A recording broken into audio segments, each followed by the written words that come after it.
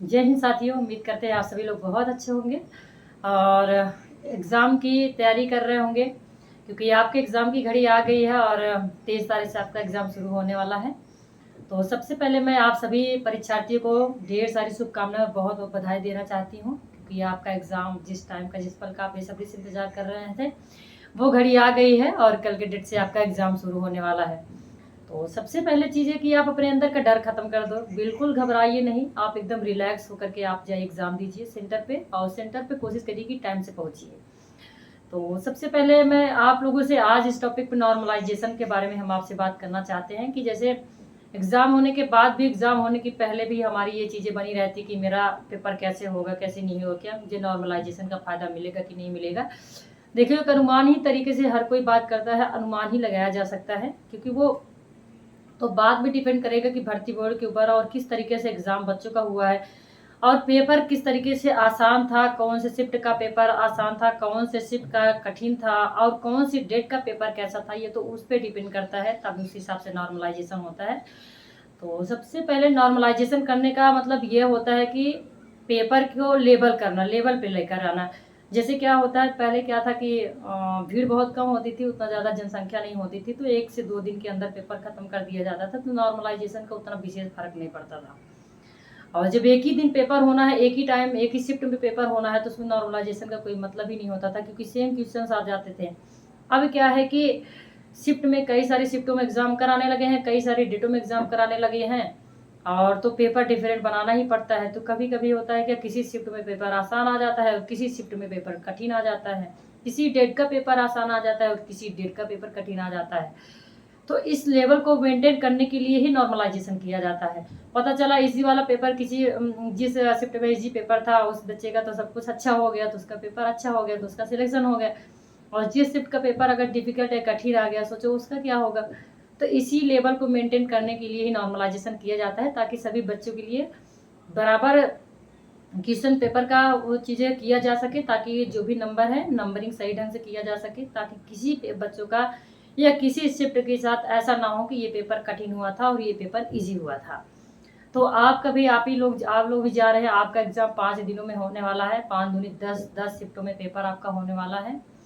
तो इसमें भी नॉर्मलाइजेशन का काफ़ी असर देखने को मिलेगा, और कल 23 तारीख को फर्स्ट शिफ्ट वाला पेपर इजी हो सकता है, अनुमान तो लगाया जा रहा है, क्योंकि पहली बार है, और डिफिकल्ट भी हो सकता है, ये कहा नहीं जा सकता।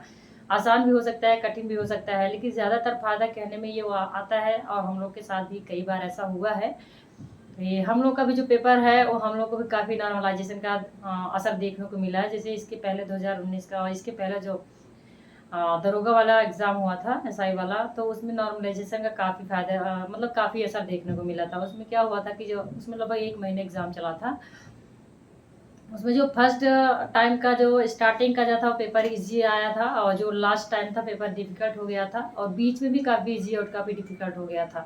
तो उसमें जब सबसे ज़्यादा लास्ट में जिसका पेपर हुआ था, उसको नॉर्मलाइजेशन में काफ़ी मतलब कि काफ़ी कम नंबर आया, क्योंकि नॉर्मलाइजेशन काफ़ी घाटा उनको देखना पड़ा था, जो जिसका एग्ज़ाम लास्ट टाइम पे हुआ था, और फ़ायदा उनको ज़्यादा हुआ जिनका फर्स्ट टाइम पे हुआ था। तो बहुत सारी चीज़ें होती है, इसीलिए हर कोई अंदाज़ा लगा रहा था, हो सकता है कि जो लास्ट टाइम के जो 30 और 31 का एग्ज़ाम होने वाला है, वो उसमें नॉर्मलाइजेशन का असर ज़्यादा देखने को मिलेगा, और जो स्टार्टिंग का है उसमें कम। क्योंकि हो सकता है कि लास्ट टाइम का पेपर होगा, वो पेपर डिफ़िकल्ट होगा, तो उसमें नॉर्मलाइजेशन का फ़ायदा ज़्यादा होता है, क्योंकि कहा जाता है कि नॉर्मलाइजेशन फ़ायदा उसी को होता है जिसका पेपर डिफ़िकल्ट होता है। मान लो डिफ़िकल्ट पेपर हुआ, पेपर भी उसका अच्छा हो गया, और नॉर्मलाइजेशन का फ़ायदा भी उसको हो गया, उसका तो बल्ले-बल्ले हो गया। और जिसका पेपर आसान है, उसको आ तो गया जो भी चीज़ें थी, लेकिन उसको नॉर्मलाइजेशन का वो घाटा मिल गया। तो ये चीज़ें हो सकती है। तो आप लोगों से यही तरह कहना है कि आप लोग नॉर्मलाइजेशन के चक्कर में मत पड़िए। देखो, जो डिपार्टमेंट का और जो बोर्ड का काम है, वो अपना काम करेगी। आपका काम है सिर्फ़ अच्छे से तैयारी करके आप अच्छे से एग्ज़ाम दीजिए। ज़्यादा से ज़्यादा क्वेश्चन अटेंड करने की कोशिश करिए और सही करने की कोशिश करिए। और कम टाइम में, सबसे कम टाइम में टाइम मैनेजमेंट करना बहुत ज़रूरी है, क्योंकि पिछली बार आपको टाइम मैनेजमेंट की वजह से बहुत सारे क्वेश्चन आपके छूट गए थे। तो इस वजह से टाइम मैनेजमेंट करने की बहुत ज़रूरत है। आप पहले, सबसे पहले कोशिश करिए आप हिंदी और जीके जीएस सॉल्व करिए, इसके बाद हिंदी और रीजनिंग में आइए। अगर कोई भी क्वेश्चन लग रहा है कि नहीं, ये कभी कभी होता है कि चारों में कन्फ्यूजन रहता है कि कहीं दूसरा तो नहीं, कहीं तीसरा, कहीं ए बी सी डी कौन सा सही, इस क्वेश्चन के कन्फ्यूजन के चक्कर में भी बहुत सारा टाइम वेस्ट होता है। इस चीज़ को विशेष ध्यान दीजिए। अगर कन्फ्यूजन में लग रहा है तो उस क्वेश्चन को तुरंत छोड़ दो, आगे बढ़ जाओ। हो सकता है कि थोड़ी देर बाद दिमाग में आ जाए, जब आप पढ़ोगे तो हो सकता है उस बात सही हो जाए। और लास्ट टाइम तक भी अगर क्वेश्चन यही लग रहा है कि नहीं कन्फ्यूजन ही कन्फ्यूजन है, तो जिस पे ज़्यादा परसेंट आपको लग रहा है कि ये सही हो सकता है उसी को टिक कर दो। और हिंद और रीजनिंग और मैथ को भी टाइम से ही अपना सॉल्व करने की कोशिश करो, ताकि टाइम से पहले उसको भी सॉल्व किया जा सके। तो इस हिसाब से आपको तैयारी करना है और नॉर्मलाइजेशन के चक्कर बिल्कुल नहीं पड़ना है। आप अगर ज़्यादा से ज़्यादा क्वेश्चन अटेंड किए रहेंगे तो जाहिर सी बात है, चाहे नॉर्मलाइजेशन का कितना भी असर हो, फायदा तो आपको होगा ही, क्योंकि एक क्वेश्चन 2 नंबर का है। अगर आपने एक क्वेश्चन सही कर दिया और 2 नंबर का है, तो इसका ये थोड़ी ना मतलब कि नॉर्मलाइजेशन अगर है तो आपका एक क्वेश्चन का 2 नंबर है तो उसको काट के आधा कर देंगे, ऐसा तो करेंगे नहीं। नॉर्मलाइजेशन का मतलब यही होता है, डिफिकल्ट और आसान को पेपर को लेवल में लाएंगे। तो आप कोशिश करिए कि ज़्यादा से ज़्यादा क्वेश्चन अटेंड करिए और सही करिए। अगर आप 120 से लगभग, अगर आप 120 के प्लस कर देते हैं तो आप सेफ स्कोर में हैं, आपको किसी प्रकार कोई समस्या नहीं होगी। आप नॉर्मलाइजेशन का कितना भी असर होगा, जब आपका क्वेश्चन सही ही रहेगा तो आपको कितना नॉर्मलाइजेशन करके नंबर कम करेंगे। तो इसके लिए मत घबराइए। टाइम एग्जाम में आपके बिल्कुल नहीं बचा है। अब आप बस रिलैक्स होकर माइंड चिल करिए, आप खुश रहिए और कोशिश करिए कि सेंटर पर टाइम से पहुंचिए। और नॉर्मलाइजेशन के चक्कर में बिल्कुल मत घबराइए। नॉर्मलाइजेशन जो होना होगा होगा, बस कोशिश करिए आप अच्छे से अच्छे करिए और क्वेश्चन ज़्यादा अटेंड करिए। और बाकी अब आप पेपर देने के बाद जब 5 पेपर हो जाएगा, 5 डेट का पेपर हो जाएगा, तब समझ में आएगा किस टाइम का पेपर डिफिकल्ट आया था, किस टाइम का पेपर ईजी आया था, वो तब डिसाइड किया जाएगा। तब उस हिसाब से नॉर्मलाइजेशन पता चलेगा कि कौन सा होने वाला कौन सा नहीं। लेकिन आप ये कोशिश करिए कि क्वेश्चन अगर आप सही ढंग से अच्छे से सॉल्व करेंगे तो कितना हो नॉर्मलाइजेशन का असर करे, आप पर कोई असर नहीं करने वाला है। बस आप कोशिश करिए अच्छे से क्वेश्चन अटेंड करिए।